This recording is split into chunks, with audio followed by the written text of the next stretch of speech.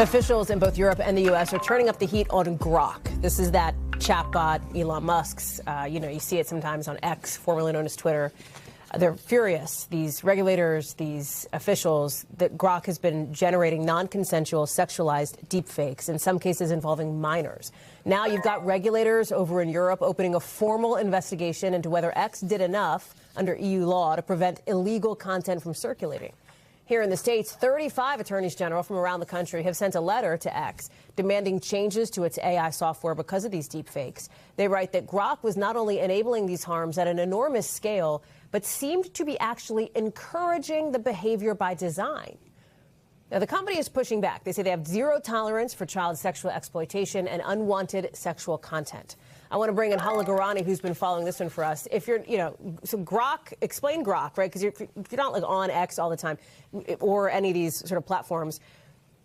Grok's on X, maybe violating European law, and that's why the EU is so frustrated with this. Help us understand it. So people might be more familiar with ChatGPT, for example. Grok is an AI chatbot from Elon Musk's company X AI. And X, as you mentioned, Hallie, is the platform formerly known as Twitter. Now, in just a few years since it launched, this Grok has generated already loads of controversy, not just because it has generated these non-consensual sexual images, but because it has responded to some user questions with conspiracy theories and outright racist content. Now, where did the trouble start here? In March last year, X added an image editing feature to Grok. It allows users to upload a photo. It could be a photo of a person, of a child even in some cases is the concern here, give edit prompts and receive a modified version back.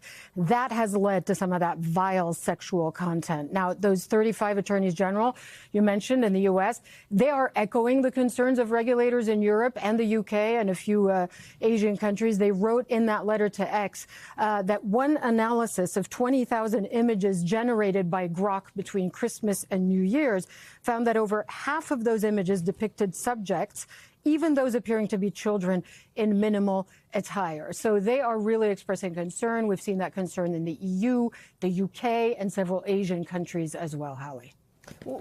If the EU does find violations, how expensive could that be for X? What could it mean? Is there a domino effect for what we could see in the U.S.?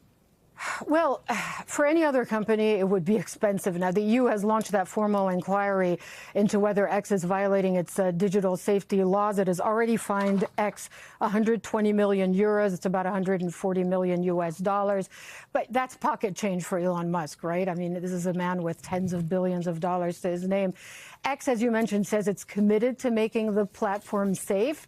But then whenever they make an announcement, Elon Musk responds on X. For example, he responded BS, I'm not going to say the whole word, when the EU announced that it was fining X. And he's basically framing it as an attack on American tech firms and free speech. They could face a fine of up to 6% of its annual turnover. But importantly, very quickly, X has made modifications, and that's very significant. For example, they've said we will remove the nudification feature on Grok, meaning, they are bowing to pressure. Hallie? Hala Garani, much to watch on that front. Hala, thank you very much. We thank you for watching, and remember, stay updated on breaking news and top stories on the NBC News app or watch live on our YouTube channel.